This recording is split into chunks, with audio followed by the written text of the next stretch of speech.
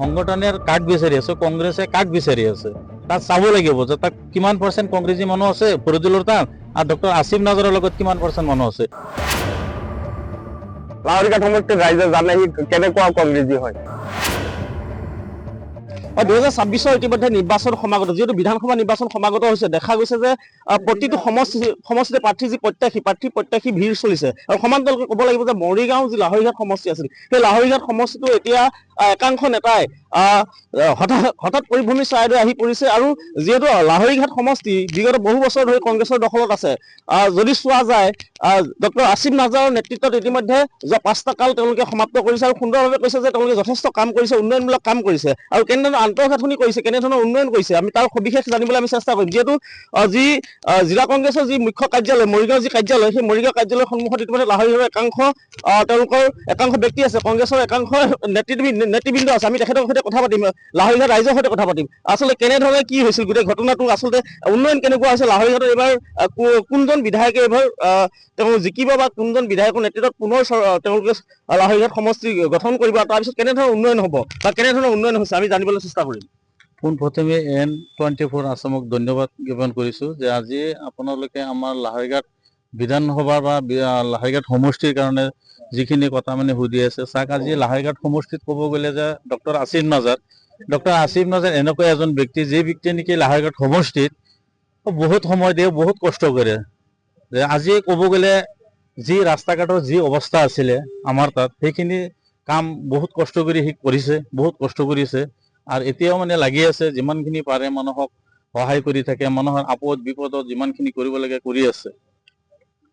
দেখা গৈছে যে হঠাৎ কিছু ব্যক্তি দলীয়ভাৱে আহিছে, হয়, কিছুমান বিষয়ে সেইখিনি ক'ব গ'লে দলীয় নহয় বুলি ক'লেও ভুল নহ'ব, কাৰণ চাওক এজন কংগ্ৰেছৰ টিকেট প্ৰত্যাশী হ'ব হ'লে কমচে কম তাৰ বেকগ্ৰাউণ্ড থাকিব লাগিব, এনেকুৱা বেকগ্ৰাউণ্ড থাকিব লাগিব, কংগ্ৰেছ দলৰ লগত জড়িত থাকিব লাগিব, কংগ্ৰেছৰ হৈ কাম কৰিব লাগিব, শাখা সংগঠন আছে, আপোনাৰ মণ্ডল প্ৰেচিডেণ্ট আছে, দুটা আমাৰ ব্লক আছে, ব্লক প্ৰেচিডেণ্ট আছে, ব্লক ছেক্ৰেটাৰী আছে, যুৱ কংগ্ৰেছ NSY সেৱা দল, এইবিলাকে ওচৰত যাব লাগিব, আৰু সিহঁতে বিচাৰিব লাগিব। কাৰণ ইলেকশ্যন অহাৰ লগে লগে এজন বিধায়কে নিজে ইলেকশ্যন খেলিব নোৱাৰে, ইলেকশ্যন খেলিব হ'লে আমাৰ শাখা সংগঠনে ইলেকশ্যন খেলে।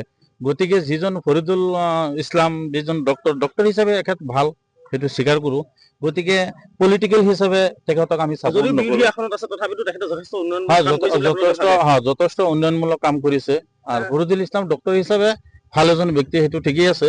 কিন্তু কথা হ'ল যে পলিটিকেল হিচাপে ক'ব গ'লে যে পলিটিকেলি মানুহৰ বেকগ্ৰাউণ্ড থাকিব লাগিব, কংগ্ৰেছৰ অৱদান থাকিব লাগিব, কংগ্ৰেছ দল কৰিব লাগিব, কংগ্ৰেছৰ মিটিং কৰিব লাগিব।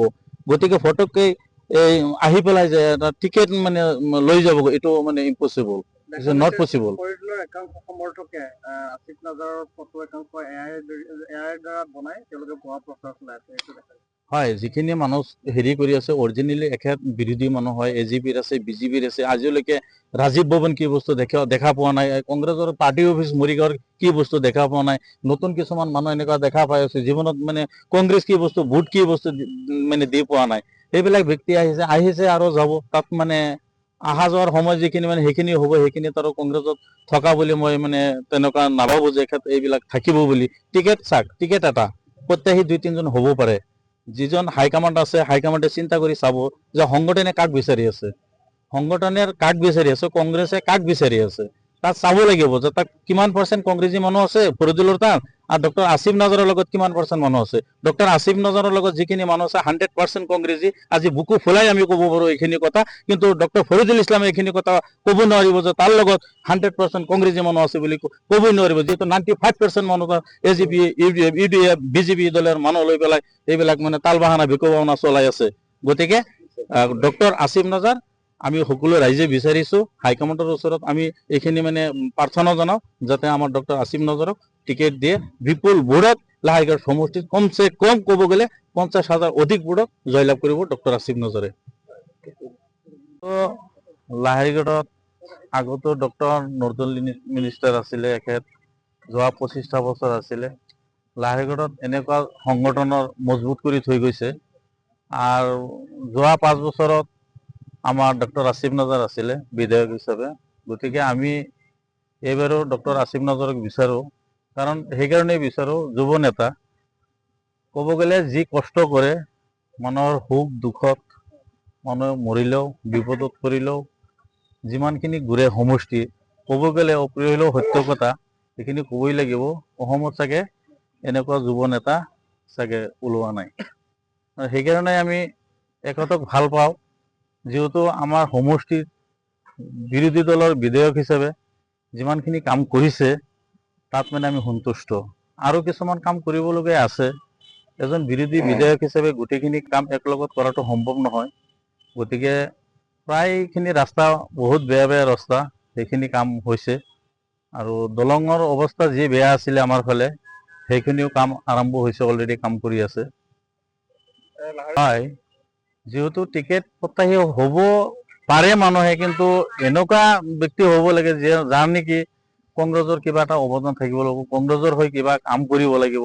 যিজন ব্যক্তি নেকি ডক্টৰ ফৰিদুল মানে ইছলাম, এখেতৰ যোৱা প্ৰায় 15 বছৰ বা 20 বছৰ যদি তাৰ ইতিহাস দেখা যায়, কংগ্ৰেছৰ তাৰ এটা মিটিঙৰ কিবা এটা ফটো দেখুৱাব নোৱাৰিব।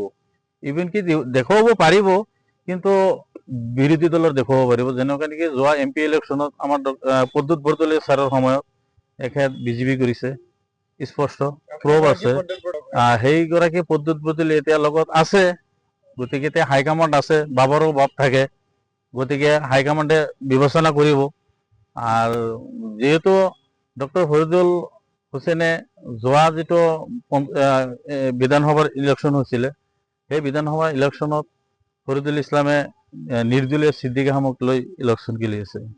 তাৰ আগৰবাৰো AUDFৰ পৰা ছিদ্দিক থিয় হৈছিলে, সেইটো ইলেকশ্যনতো ছিদ্দিকৰ হৈ AUDFৰ হৈ প্ৰচাৰ চলাইছিলে। গতিকে তাৰ ইতিহাস চাব গ'লে তাৰ কোনো ৰেকৰ্ডেই নাই কংগ্ৰেছৰ, সঁচাকৈ ক'ব গ'লে আৰু কি। গতিকে বিজেপি কোনো সংগঠন নাই। 30টা পঞ্চায়ত আছে, 30টা পঞ্চায়তৰ ভিতৰত সংগঠন ক'ব গ'লে যুৱ কংগ্ৰেছ, NSY, সেৱা দল, মহিলা কংগ্ৰেছ, 2টা ব্লক সভাপতি আছে। তাৰ কোন সংগঠনে তাক বিচাৰিছে দেখুৱাই দিয়ক। এই বিৰোধী মানুহ আজি আছে কালি নাথাকিব, ডাঙৰ কথা নহয়। কিন্তু সংগঠনেহে টিকেটৰ ক্ষেত্ৰত ক'ব গ'লে যে সংগঠনে যাক বিচাৰে সেইজন ব্যক্তিহে টিকেট প্ৰত্যাশী হ'ব পাৰে বা টিকেট সেইজনে পাব। কোনো দলত সি আছে নেকি এনেকুৱা প্ৰমাণ দি দিয়ক। আৰু যদি সি আছে সেইটো তাৰ নিজৰ লাভৰ কাৰণে সি ৰাখি থৈছে কৰবাত, কিন্তু একচুৱেলি সি কংগ্ৰেছী হয় নেকি? লাহৰীঘাট সমষ্টিৰ ৰাইজে জানে সি কেনেকুৱা কংগ্ৰেছী হয়। সি যোৱা টাৰ্মছত সি বিজেপি কৰিছে, তাৰ আগৰবাৰ সি ট্ৰেক্টৰ কৰিছে, তাৰ প্ৰমাণ সহকাৰে ৰাজনৈতিক মিটিঙত তাৰ প্ৰমাণ সহকাৰে আছে।